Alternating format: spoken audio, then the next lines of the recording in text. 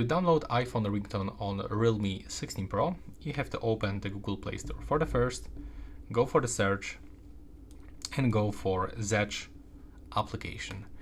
You have to just download this one, open, and right now take a look. Go for the ringtones at the bottom. By the way, if you are opening this up for the first time, you will have to accept some permissions. Click at the top and input iPhone phrase. Now go for ringtones. And let's take a look how sound this one.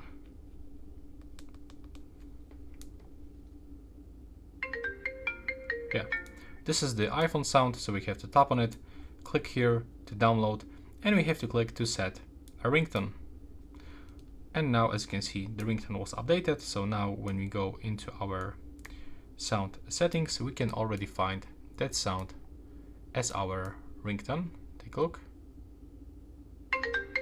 There we go. And it's even here.